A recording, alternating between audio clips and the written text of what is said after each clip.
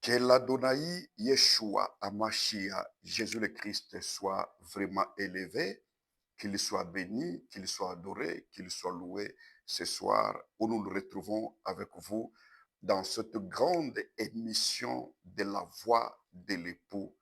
La voix de l'époux qui est une mission et un message qui est en train de donner la révélation aux enfants d'Élohim, qui donne des messages prophétiques qui vous fait voir dans la lumière des Écritures ce qui est vrai. Je vous demanderai de bénir le Christ Yeshua pour pouvoir me susciter parmi vous dans ce 21e siècle afin de vous communiquer sa parole. Mais bien aimés, depuis une semaine, le Saint-Esprit nous a mis à cœur de vous parler en ce qui concerne les mystères de l'iniquité agie. Les mystères de l'iniquité agie, je l'ai introduit. C'est l'apôtre Paul qui l'a dit aux frères de Thessalonique. Dans 2 Thessaloniciens chapitre 2, le verset 7, que nous allons lire. Je préfère d'abord de lire et puis nous allons entrer dans l'explication. Car les mystères de l'iniquité agit déjà, point virgule, il faut seulement que celui qui les retient encore ait disparu. Mes amis, ça c'est une révélation que l'Adonai m'a donnée pour son Église, pour vous parler du mystère de l'iniquité qui agit déjà. Lorsque Paul a dit que ce mystère a commencé à agir, c'est depuis le premier siècle. Pierre était vivant, Paul était vivant, Jean était vivant et certains apôtres étaient vivants. C'est sous leurs yeux. Mais cette iniquité qui a commencé dans leur temps, elle était voilée, elle était un mystère. Pourquoi? Parce que le mystère, c'est la face cachée, c'est un secret, c'est une vérité cachée dans un temps qui est révélée à un autre temps. Le mystère ne peut pas rester seulement mystère, il doit être révélé. Comme c'était la face cachée de l'iniquité, de la déviation, parce que l'iniquité en soi, c'est la déviation. La déviation. On peut appeler ça aussi la déprobation. On peut aller plus loin pour appeler ça, c'est une abomination de la désolation. Donc, les gens ont quitté les droits chemins. Les gens ont abandonné le chemin qui est le Christ, parce que le véritable chemin, c'est Yeshua Mashiach, qu'on appelle en français Jésus le Christ. C'est lui qui a dit, je suis le chemin, la vie et la vérité. Mais les gens ont quitté le chemin, ils ont dévié, restant avec les membres de la même peau, les mêmes noms de Christ, mais ils ont dévié, ils ne sont plus sur le chemin. Et le but de cette émission, le but, c'est pour retourner ces gens-là sur le chemin. Ceux qui sont égarés et qui ont égaré plusieurs, nous voulons les retourner sur le chemin qui s'appelle Yeshua Hamashiach. Parce que quand un prophète vient, il vient nous montrer le chemin. C'est ce que les serviteurs de Saül avaient dit à Saül, qu'ici, dans cette ville, il y a un prophète. Tout ce qu'il dit ne manque pas d'arriver. Allons le voir. Il est un voyant. Il nous montrera le chemin. Un véritable prophète, quand il vient, il doit nous montrer le chemin. Il doit nous parler du chemin. Le chemin est unique, c'est Yeshua Mashiach. Si le monde vous dit que tout chemin mène à Rome, il vous trompe.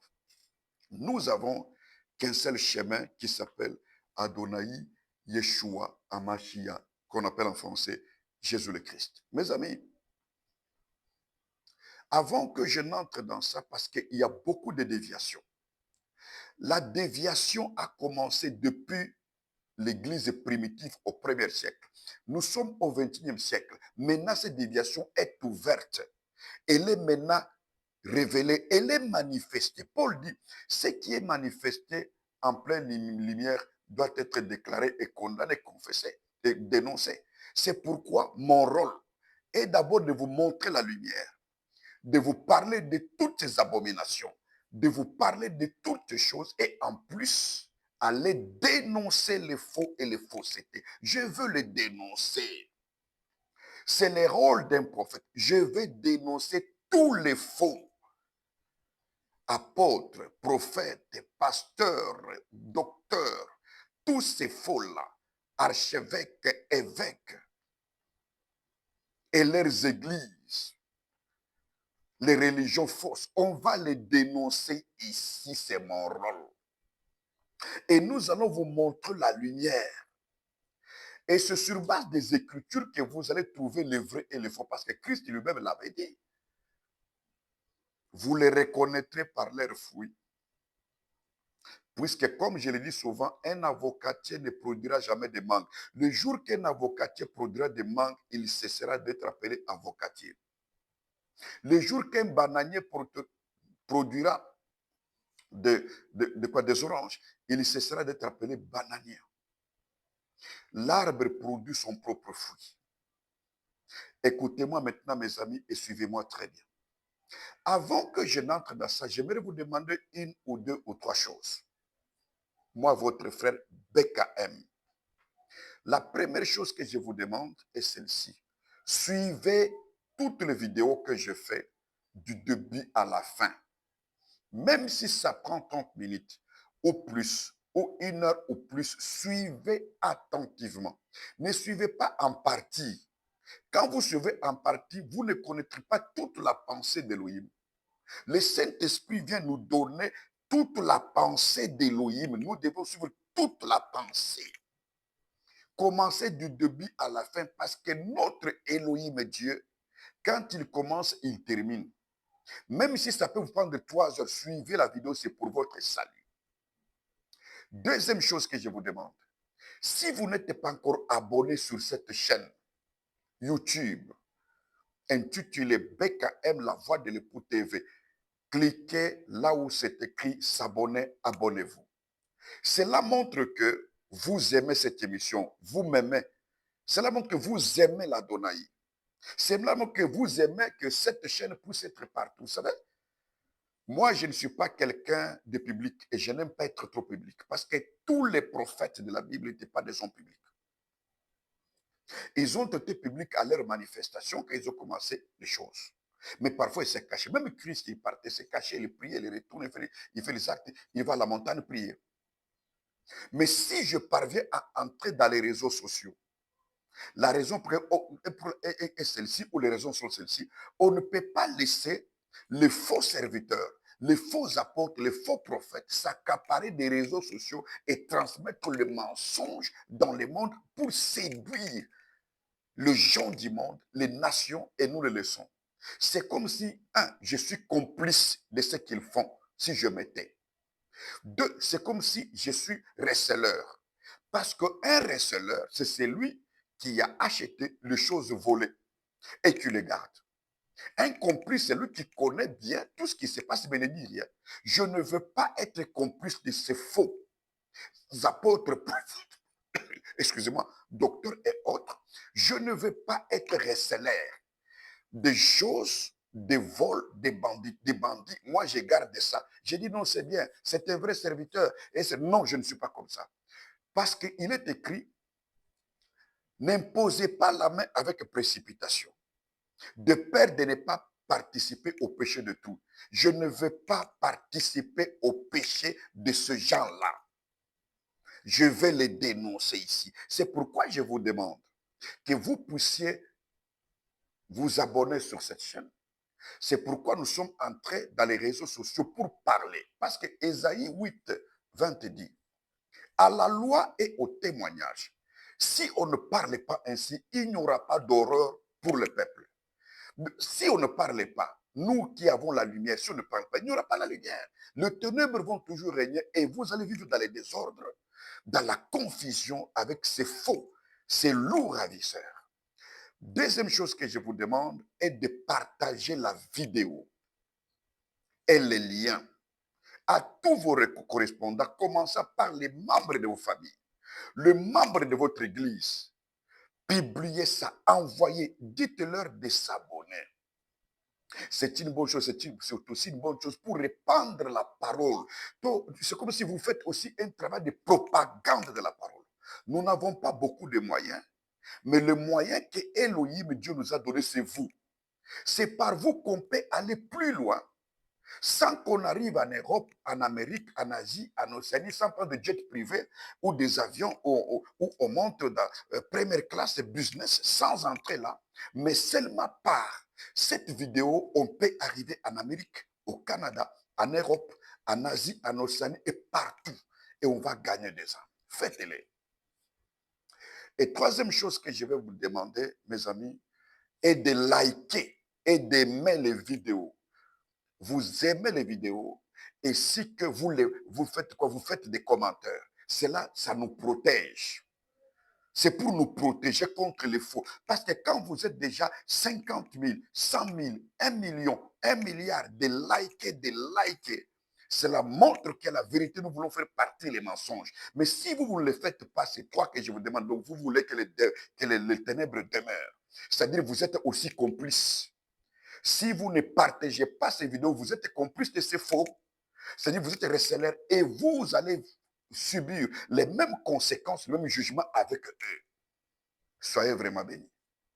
Oui, mes amis, écoutez bien, la deuxième fois qu'on a parlé, je parle de l'abomination de la désolation. Cela m'a été donné au ciel.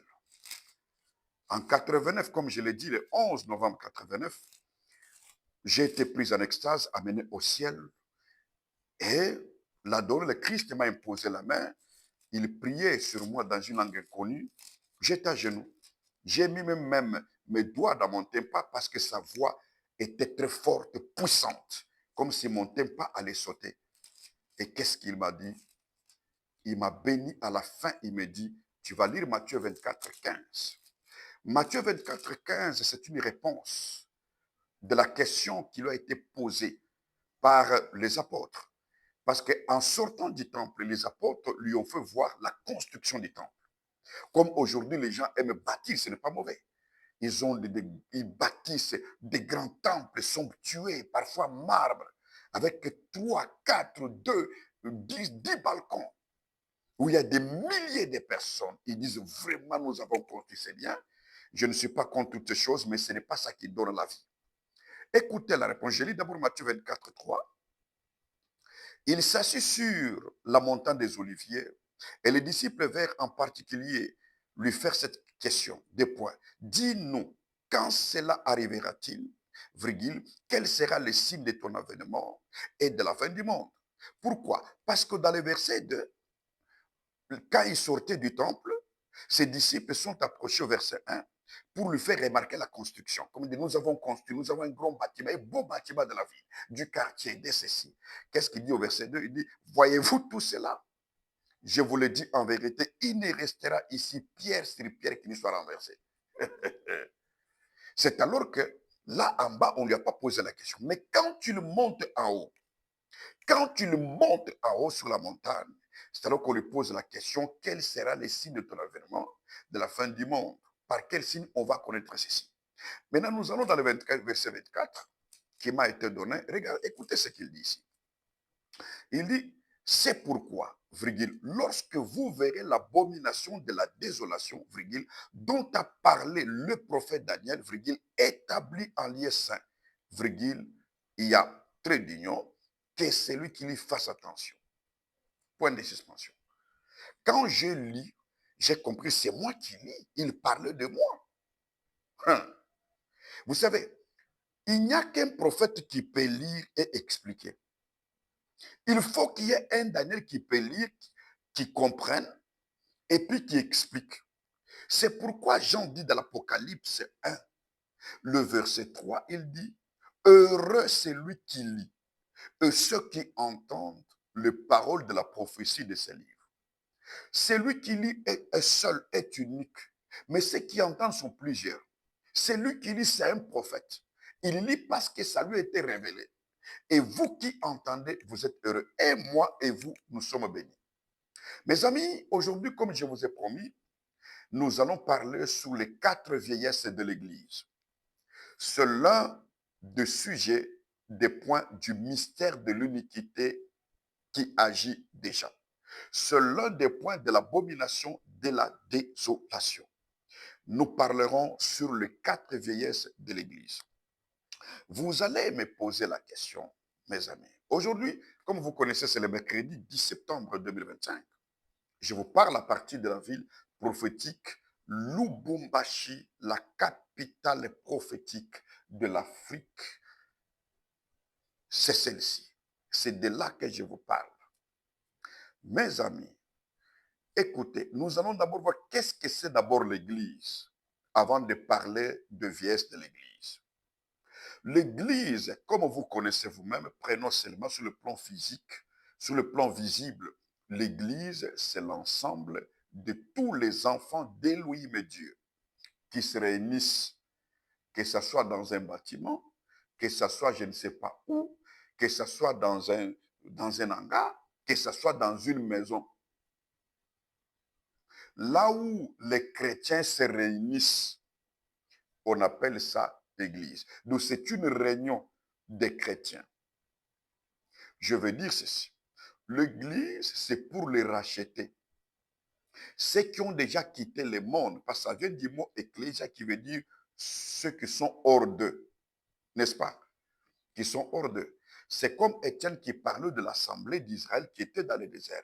Pourquoi? Parce que cette assemblée, ce peuple, avait quitté l'Égypte. Il se retrouve dans le désert. Aller au pays de Canaan. Ici, je prends l'Église en général. C'est-à-dire, nous avons des communautés différentes chrétiennes, catholiques romaines, catholiques orthodoxes, les pentecôtistes, les protestants, ceux du tabernacle de Branham, les mormons, les témoins de Jéhovah, les non apostoliques, tout ce qui parle de Christ dans le monde, les évangéliques, les charismatiques, appelés églises de réveil, tous ce qu'on appelle chrétiens, je prends en ensemble l'église visible. Pourquoi? Parce que lorsque le gouvernement du monde appelle les églises, ils appellent ce pasteur, qu'il soit faux ou vrai, on les appelle. On les appelle quand même. On dit les pasteurs, on dit l'église. Lorsque un faux fait des choses, on dit voilà comment les pasteurs se comportent. Nous tous, on nous englobe là-dedans parce qu'on voit que c'est un pasteur, même s'il est faux. On nous englobe. Vous voyez? Donc c'est pourquoi ici, je prends d'abord Église, l'ensemble de tous les chrétiens. Mais quand je vais parler prochainement, je vous parlerai maintenant de l'ouverture du 4e sceau. Là, je vais détailler la véritable Église. Mais ici, j'aimerais d'abord prendre globalement, en général l'Église, tout ce que vous voyez, les chrétiens, les vrais ou les faux, tout. Je parle de cette Église-là. Maintenant, la véritable Église, l'Église a reçu une très grande mission qui peut avoir 3 points. Le premier point, ou la première mission de l'Église, c'est faire quoi? C'est faire de toutes les nations des disciples. Comme le Christ l'a dit dans Matthieu chapitre 28, le verset 19. Il a dit, allez, virgule, faites de toutes les nations des disciples. Il n'a pas dit mes disciples, mais il a dit des disciples. Donc, l'Église, tous les chrétiens sont appelés disciples. Un disciple, c'est celui qui suit l'enseignement d'un maître. Il n'y a pas de disciple, excusez-moi, sans maître. Quand nous voyons les disciples, c'est-à-dire qu'il y a un maître quelque part. Il y a un maître. Et c'est celui-là, il suit ça. Donc l'église, c'est pour de l'enseignement. Vous voyez? C'est ça d'abord la première mission. C'est pourquoi nous prêchons, nous annonçons, nous dénonçons. Ce que nous cherchons, c'est faire de toutes les nations le disciple. Le Congo démocratique, le Congo Brazzaville, toute l'Afrique, l'Europe, l'Amérique, des disciples que nous voulons former qui doivent hériter l'Europe dessus. Mais malheureusement, on ne voit pas ces disciples-là. Parce qu'on reconnaît là par les fruits, ce que les disciples est, ce que son maître. C'est-à-dire, s'il y a des faux disciples, c'est parce qu'il y a des faux maîtres. Regardez l'enseignement que ces disciples ont reçu, ça dépend de leur maître.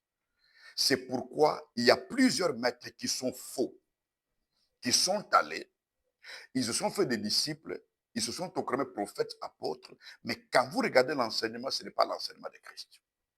La deuxième mission de l'Église est celle-ci, c'est de détruire les œuvres du diable. 1 Jean chapitre 3, le verset 8. Jean dit ceci, c'est lui qui pêche est du diable. Point. Il dit, le Fils d'Élohim a paru pour détruire les œuvres du diable.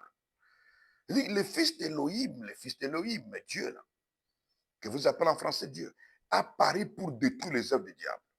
Nous, on ne peut pas participer dans les œuvres du diable pendant qu'on est chrétien. Non, nous sommes là pour les détruire.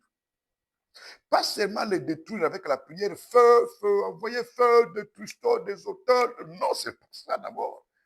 Renverser l'autel, c'est donner sa vie à Christ, vous renversez le tout. Nous sommes là pour apporter la lumière. Là où il y a les ténèbres, on apporte la lumière.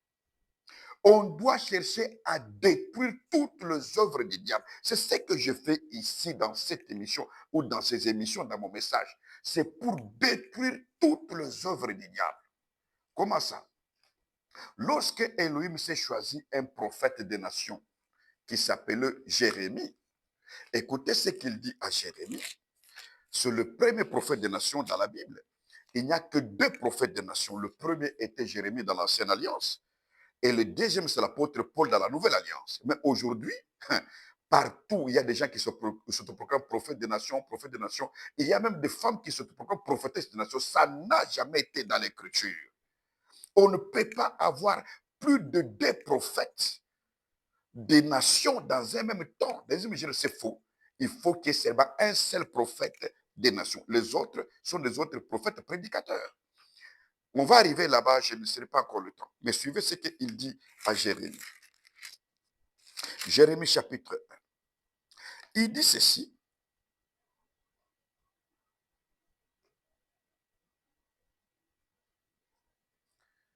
Le verset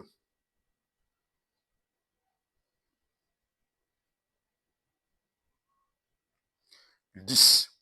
Regarde, virgule, j'ai t'établi aujourd'hui sur les nations et sur le royaume, virgule, pour que tu arraches et que tu abattes, virgule, pour que tu ruines et que tu détruises, virgule, pour que tu bâtisses et que tu plantes. C'est ça la mission d'un prophète messager. Un prophète des nations, il est là pour faire quoi? Il doit arracher, il doit abattre, il doit ruiner, il doit détruire et il doit bâtir et planter. C'est ce que nous faisons ici. Nous voulons détruire toutes les œuvres du diable, arracher les œuvres du diable, abattre les œuvres du diable, ruiner les œuvres du diable, et nous allons planter et nous allons bâtir. La troisième mission de l'Église, c'est de préparer les saints à la rencontre de l'Adonai. C'est ça que nous sommes en train de dire tous les jours. Un prédicateur qui ne connaît pas parler sous l'enlèvement, un prédicateur qui ne parle, un pasteur, un berger qui ne sait pas enseigner, parler de son peuple de l'enlèvement, il amène les gens où? À l'enfer. Ils sont là pour prêcher que l'argent, la prospérité, l'élévation, la gloire, et ceci, être milliardaire. Mais ils ne peuvent pas enseigner aux gens la réalité. C'est à quoi nous sommes chrétiens. C'est pourquoi nous venons faire quoi? Nous préparer à quoi? C'est la rencontre de l'époux. Mes amis, laissez-moi maintenant entrer pour parler de 4 vieillesses de l'Église. Mes amis, je vous demande encore de vous abonner, je vous demande encore de suivre cette vidéo jusqu'à la fin. Que personne ne puisse pas vous distraire. Vous êtes en train d'écouter l'écho du ciel. Vous êtes en train de suivre une révélation du jour pour votre vie, c'est la manne révélée. Mes amis, maintenant suivez cette partie-ci. Je pense que là où vous êtes, vous-même, vous allez vous déterminer si vous allez rester dans cette histoire que vous appelez Église ou pas. Je vais prendre quelques images des prophètes, des patriarches, selon ce que le Saint-Esprit m'a enseigné, et je veux les comparer par rapport en ce temps où nous sommes au temps de l'Église. Première image ou la première vieillesse de l'Église, nous allons prendre, c'est la vieillesse d'Isaac. Nous sommes dans le livre de Genèse. Nous lisons Moïse. Nous lisons Moïse dans Genèse chapitre 27, le verset 1. Écoutez ce que Moïse nous écrit. Isaac devenait vieux, virgule, et ses yeux s'étaient affaiblis au point qu'il ne voyait plus. Point. Alors il appela Ésaü, virgule, son fils aîné, virgule, et lui dit deux points. Mon fils, point d'exclamation. Il lui répondit deux points, me voici, point.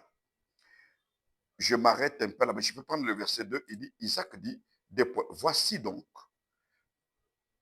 virgule, je suis vieux, virgule, je ne connais pas les jours de ma mort, point. Le verset 3. Maintenant donc, virgule, je t'ai pris, virgule, prends tes armes, virgule, ton carquois et ton arc, virgule, va dans le champ, virgule, et chasse-moi du gibier. 4. Fais-moi un mets que j'aime, virgule, et apporte-le-moi à manger, virgule, afin que mon âme te bénisse avant que je meure. Ça, c'est la première vieillesse de l'Église. Isaac devenu vieux, il a perdu les yeux. C'est le premier constat de la vieillesse de l'Église. Ceux qui se disaient des visionnaires, de représentants, ont perdu les yeux, ils ne voient plus clairement. L'œil, c'est la lampe du corps. Le visionnaire, lui-même par excellence, c'est Elohim, Dieu. L'homme ne peut pas être visionnaire. Effacez cette histoire-là.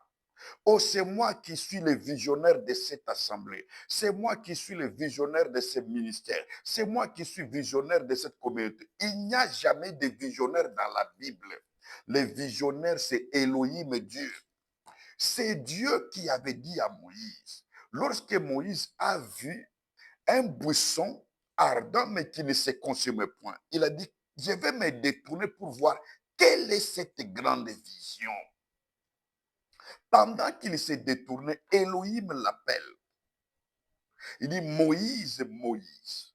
Puis en descendant, il dit, j'ai vu la souffrance de mon peuple dans le pays d'Égypte. Ce n'est pas Moïse qui avait vu, c'est Elohim. Les visionnaires, c'est Elohim. Si quelqu'un se lève dans votre assemblée communautaire, il dit, c'est moi qui suis visionnaire. Personne ne peut me faire partie. Sortez de cette histoire. C'est un empire d'hommes. C'est une abomination. Sortez là-bas. Parce que Pierre n'était pas visionnaire de l'église de Jérusalem. Ni Paul n'était pas visionnaire des églises. Non. L'église appartient au seul visionnaire. C'est Yeshua Hamashiach. Regardez ce genre-là. Isaac devenu vieux, il a perdu les yeux. Ses yeux étaient devenus faibles. Or, au lieu de bénir celui qui était dans le plan de Dieu, c'est-à-dire Jacob, mais à cause du gibier que Ésaïe lui apportait chaque fois, et il appelle Ésaïe, va me chercher, je vais te bénir. C'est ce qui se passe maintenant. Quand les gens n'ont rien, les pauvres, les pasteurs ne les reçoivent pas. Ils ne les reçoivent pas, si je peux appeler ça au pluriel. On reçoit seulement ceux qui ont l'argent, ceux qui ont le gibet. Parce que Jacob n'avait rien. Jacob était l'homme qui habitait les tentes.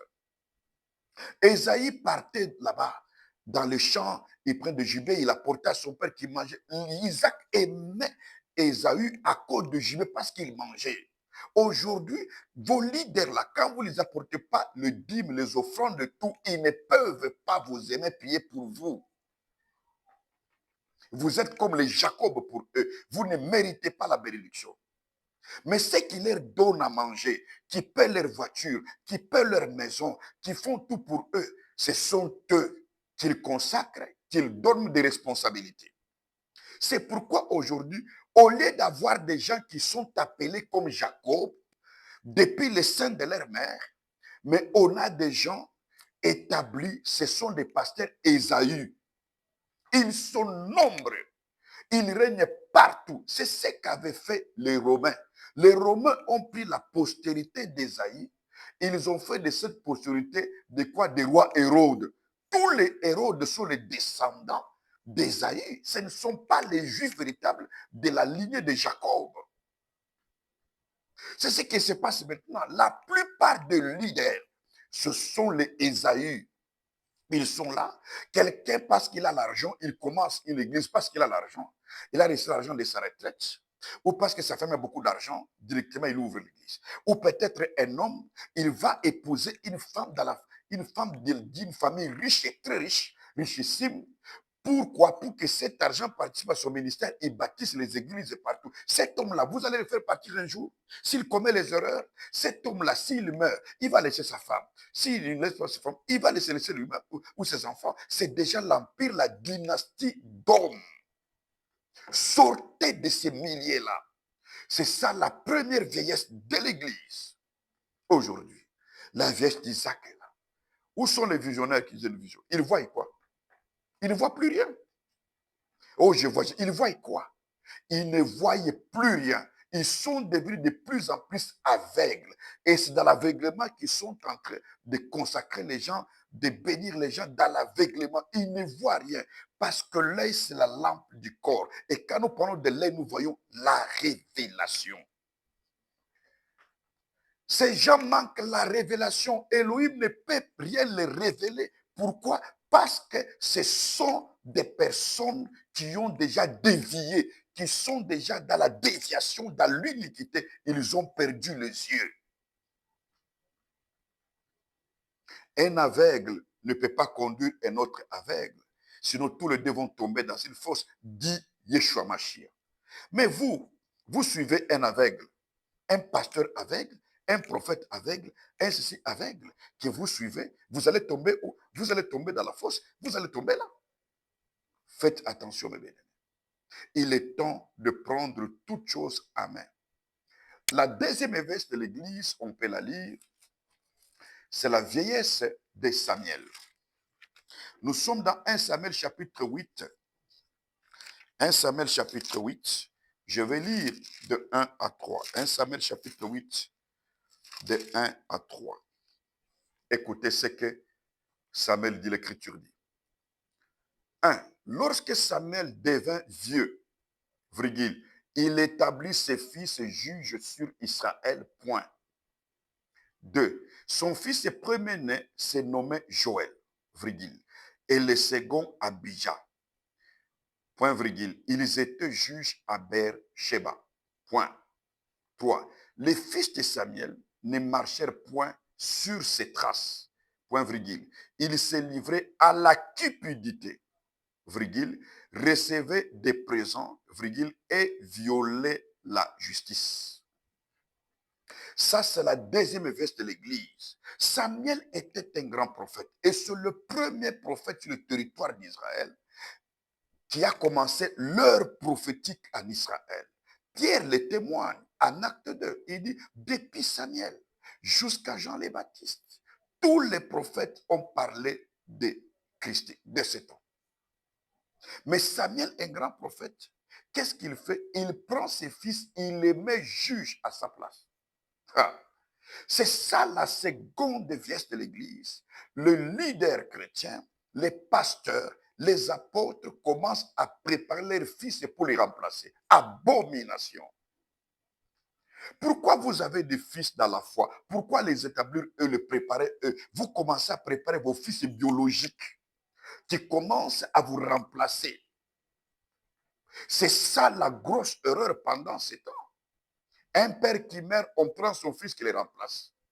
Qu'il ait le ministère, l'appel au ministère ou pas, est-ce qu'il est appelé à les remplacer? L'Église est une dynastie, un empire qu'on appelle de père au fils. C'est ce que tous vos leaders commencent maintenant à faire. C'est ce que tous ces apôtres, ces pasteurs commencent à faire.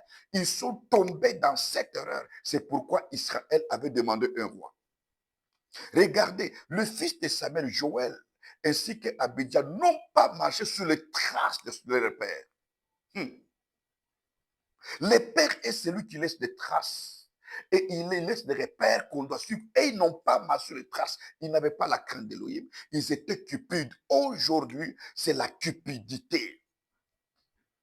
La cupidité. Les gens servent Elohim, ils ne servent pas Elohim, ils servent l'argent, les mammons, la cupidité. Tous ces gens sont cupides parce qu'ils voient que l'église, c'est un de commerce, c'est un de commerce, les trafics. Ils font les trafiquants d'argent. Ce sont les trafiquants d'argent.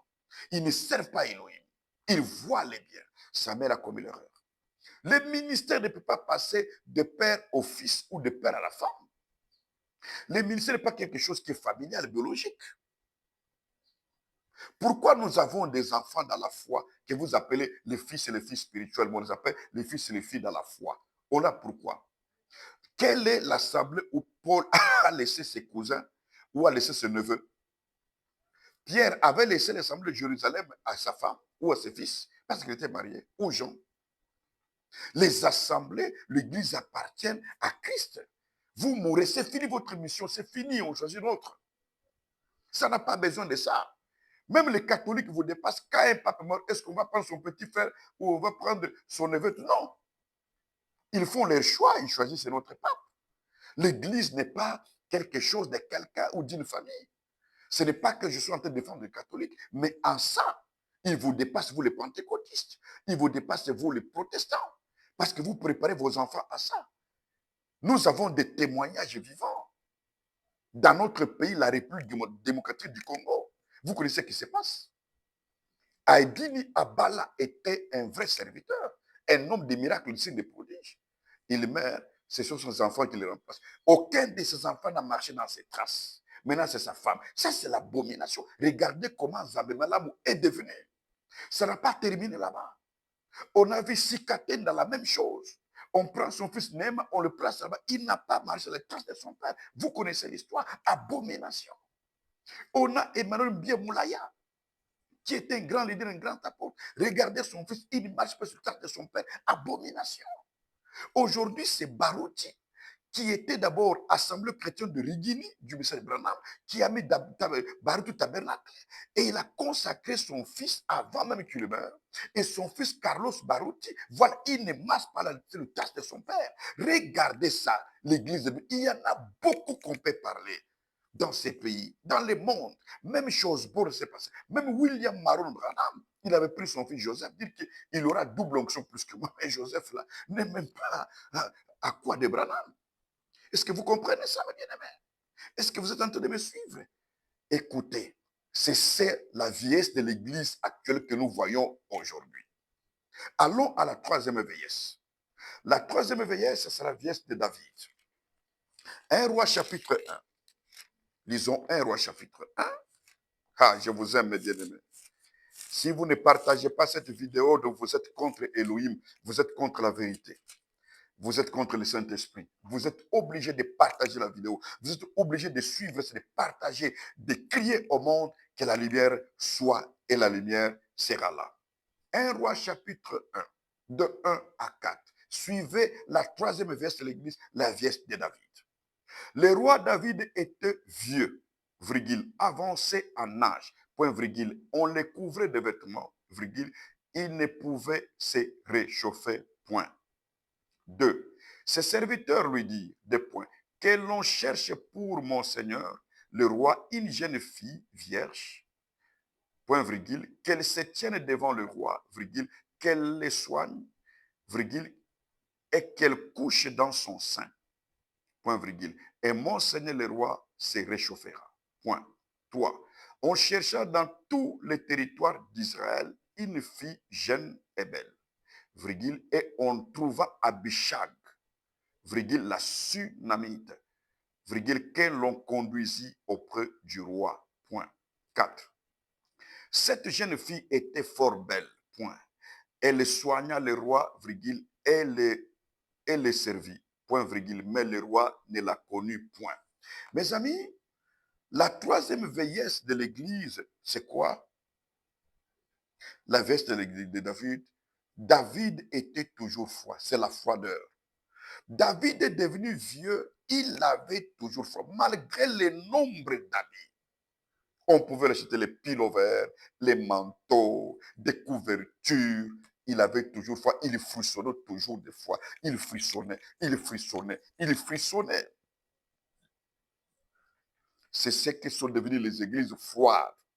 Les gens ont leurs réunions, ont leur culte, ont leur messe qui commence à 8 heures et ils arrivent à 9 heures. Les gens sont devenus froids à, à donner leur libéralité, à donner leurs offrandes. Ils sont devenus froids par rapport à tout ce que les pasteurs font. Il y a la froideur qui a envahi l'Église, malgré le nombre de séminaires, malgré le nombre de conventions, malgré le nombre de conférences, malgré le nombre de marathons, malgré le nombre de croisades, les églises sont devenues froides. Malgré le nombre d'habits, la froideur était là. Il frissonnait, il frissonnait. Alors on a dit, il faut qu'on cherche pour le roi une fille vierge et jeune. C'est-à-dire, ces femmes-là ne pouvaient rien lui faire. On a cherché partout en Israël, on a trouvé Abishag. Elle était sunamite. Or, les habitants des Sinamites, les habitants des Sinem appelés Sinamites, avaient l'intelligence de comprendre le temps. Abishag ne venait pas n'importe où. Abishag venait de Sunem. Le gens de Sinem, ce sont les fils d'Issachar. Le fils d'Issachar avait l'intelligence de connaître le temps, de comprendre le temps, de discerner le temps. C'est celle qu'on a choisie pour réchauffer David. David n'a pas connu. En ces temps actuels, vous devez chercher Abishag. Abishag, c'est un prédicateur qui a la révélation d'Élohim pour réchauffer l'Église. Je vous dis la vérité. Malgré vos séminaires, vos marathons, vos conventions, vos croisades, vos conférences que vous fabriquez partout, les églises seront toujours froides. Il faut chercher Abishag sur le territoire d'Israël. Abishag, c'est un prophète. C'est quelqu'un qui vient de la tribu d'Issachar. Le gens d'Issachar avait l'intelligence de comprendre le temps. Parce que Sinem d'Israël était dans les territoires de qui? D'Issachar. Quand vous lisez bien 1 Chronique 12, 32, c'est bien dit. Ils avaient l'intelligence de comprendre le temps parce que Issachar, c'est le salaire. C'est le 5e fils de Léa avec Jacob, qui était né par les mandragores que Ruben avait apporté à sa mère Léa et Rachel aussi avait pris. Et directement, Léa a repris d'enfanter. Elle a mis au monde cet enfant. Il a dit Issachar salaire. Issachar, 5e fils de Léa, c'est comme les chiffres 5, c'est les chiffres de la grâce agissante. C'est ça, Éphésiens 4, 11. En ces temps ici, on a besoin de vrais Éphésiens 4, 11. Les vrais apôtres, les vrais prophètes, les vrais évangélistes, les vrais pasteurs et docteurs qui tiennent la révélation du temps par un prophète messager et transmet cette révélation pour réchauffer l'Église. Tout ce que vous faites là, c'est toujours la froideur. Même si vous faites une croisade qui tient plus de 500 000 personnes, ce n'est pas ça le réveil. Les gens retournent dans les mal. Dans les péchés, ils sont toujours froids dans les choses d'Élohim. Vous pouvez faire une croisade, une conférence qui tient 2 millions de personnes. Les gens, tout dans les péchés, dans les mal. Ils sont habitués, ce sont des habitudes. Des appels de fonds, les conférences, les séminaires, marathon, 50 jours, 21 jours, ceci, cela, 7 jours de ceci, prière de cela, destruction des hôtels. Ils sont déjà habitués, c'est l'habitude. Ça ne les donne plus à se réveiller. Il faut qu'il y ait un message du réveil terrible. Et ce message ne peut être que Matthieu 25, 6. Le cri qui retentit au milieu de la nuit. C'est ce cri-là qui peut réveiller tout le monde. Et les vierges sages et les vierges folles. La froideur qui amène le sommeil, la froideur qui amène l'assoupissement, cette froideur va partir. Parce que nous sommes au milieu de la nuit. Mais bien aimé, les églises sont devenues froides. Nous sommes en train de vivre la vieillesse de David maintenant. Je vais maintenant aller à la 4e vieillesse. La 4e vieillesse, c'est la vieillesse de Salomon. Nous sommes toujours dans le livre de Rois. 1 Roi chapitre 11, on va prendre de 4 à 6. 1 Roi 11, de 4 à 6. Écoutez ce que l'Écriture dit. À l'époque de la vieillesse de Salomon, virgule, ces femmes inclinèrent son cœur vers d'autres dieux, point virgule, et son cœur ne fut point tout entier à l'Éternel, à l'Adonai, virgule, son Elohim Dieu, virgule, comme il avait été le cœur de David, virgule, son père, point. Le verset 5.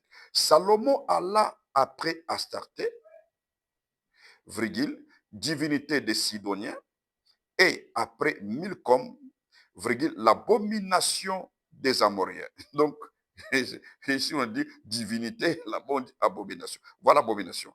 Et 6, et Salomon fit ce qui est mal aux yeux de l'Éternel, de l'Adonai, et il ne suivit point pleinement l'Adonai, qui est l'Éternel, virgule, comme David, son père. Voilà, mes amis, la vierge d'aujourd'hui, la vierge de Salomon. Salomon est devenu vieux. À cause de l'amour de femmes, il est allé adorer les dieux de ces femmes. Astarté, Malcolm, abomination, les dieux des abominations. Vous connaissez les dieux des abominations. Est-ce que vous connaissez aussi Astarté? Vous connaissez Malcolm Astarté?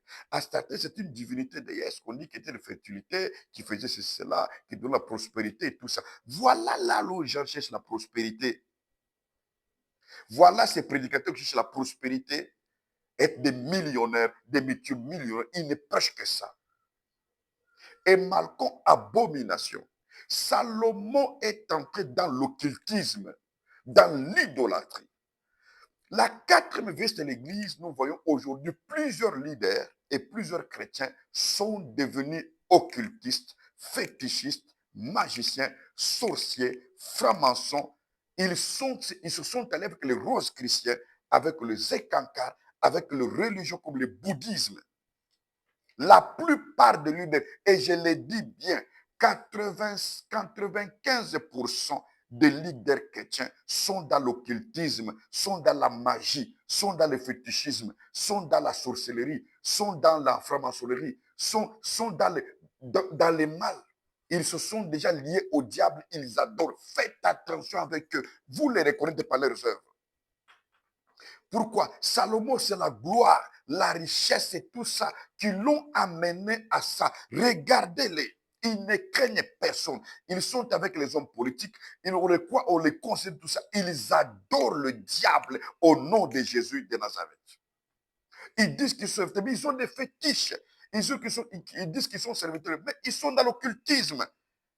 Ils sont dans la magie. Regardez comment ils prêchent. Quelqu'un peut dire que non, j'ai quitté France en esprit, je me suis retrouvé en Côte d'Ivoire, j'ai vu un code qui est le mien et la personne. Je peux quitter de mon esprit, me retrouver telle part. Quelqu'un à Kinshasa dit, vous savez, j'ai vu telle personne vous a salué. Oh, la personne est déjà morte. L'église connaît que ces pasteurs étaient déjà morts. Mais leur pasteur dit que j'ai vu telle personne vous a salué. Vous allez rester là-bas. L'église de la République démocratique du Congo est contrôlée par l'occultisme et le fétichisme et la magie. L'église du Nigeria, de même, la magie, maraboutage, toute l'Afrique, l'Afrique de l'Ouest, l'Afrique de l'Est, l'Afrique australe, l'Afrique centrale, les gens ont touché au fétiche, touché à la magie, touché à l'occultisme, ils sont devenus francs-maçons parce qu'ils cherchent à avoir des jets privés, à avoir beaucoup d'argent, être respectés par le monde. Ils se sont alliés avec Satan, ils nous combattent. Voilà comment ils ont des moyens plus que nous. Voilà comment ils ont des chaînes de télévision, des jets privés. Ils roulent carrosse. Ils ont beaucoup d'argent pour étouffer les vrais. Je ne dis pas que tous ceux qui sont riches là sont tous des faux. Il y en a qui sont des vrais, qui sont riches, qui sont même millionnaires, qui ont des biens, mais ils sont toutefois combattus. Ils sont toutefois attaqués, combattus. Mais la plupart sont des faux. Vous les reconnaissez, ce sont des hommes de scandale. Quand quelqu'un est toujours scandale, fait des scandales, sachez que ce n'est pas un vrai. Moi, j'ai plus que 34 ans de ministère. Je n'ai pas un jet privé. Oui. Je ne suis pas millionnaire. Et ce n'est pas ça mon vouloir. Mes millions à moi, mes milliards à moi, c'est vous les âmes. Je cherche à gagner 5 milliards d'âmes. Non, c'est ce qui les amène vers Christ. C'est ça ma richesse que je vais avoir à Christ. Parce que Paul dit, vous êtes ma couronne, vous êtes ma richesse. C'est ce que je cherche. Mes amis, voilà la quatrième vieillesse de l'Église. Beaucoup de leaders qui ont bien commencé sont devenus occultistes francs-maçons. Et tous les jours, je vous dis, chaque samedi, chaque dimanche, chaque jour, on initie les gens à la magie, à la franc-maçonnerie. Parce que les jeunes gens d'aujourd'hui, ils aiment avoir une église belle là, ils roulent une belle voiture, une belle cravate, beau costume, ils ont l'argent. C'est ça qu'on les dit qui c'est le ministère. Et on les initie. J'arriverai avec les détails. Je vais dénoncer ces faux. Je vais vous dire c'est faux et c'est faux. Je vais vous dire leur nom. Attendez. Je suis là pour éveiller votre conscience, pour que vous puissiez tenir parce que l'heure est très grave. Mes amis, en fin de compte, qu'est-ce que nous pouvons faire? Nous devons faire ce que Actes des Apôtres 2,38 nous dit. On a posé la question à Pierre, que ferons-nous donc, frère, homme frère? Il a dit, répentez-vous et soyez tous baptisés au nom de Yeshua Mashiach. Il est question de repentance. La repentance actuelle, c'est la réconciliation. Vous devez quitter ces choses, ces hérésies. Ce sont des églises hérétiques. Quittez là-bas, allez refaire votre baptême. Parce que quand vous quittez, vous gardez le même baptême, que ce soit au nom de Jésus.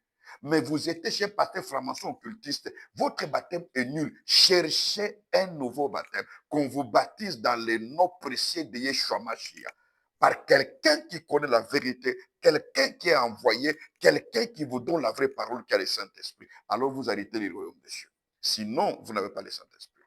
Deuxième chose, faisons ce que Apocalypse 18, le verset 4 dit. Apocalypse 18, le verset 4 dit ceci. J'entendis du ciel une autre voix qui disait des points, sortez du milieu d'elle, virgule, mon peuple, virgule, afin que vous ne participez point à ces péchés, virgule, et que vous n'ayez point de part à ces fléaux. Mes amis, il est temps de sortir. Ne participez pas au péché. Si vous m'avez entendu aujourd'hui et que vous trouvez que ces quatre choses que je viens de dire, ça se trouve chez votre pasteur, leader, ceci, c'est-à-dire il est dans les faux, il est hérétique, ou il est franc-maçon, occultiste, il est dans les faux. Quittez son église. Quittez.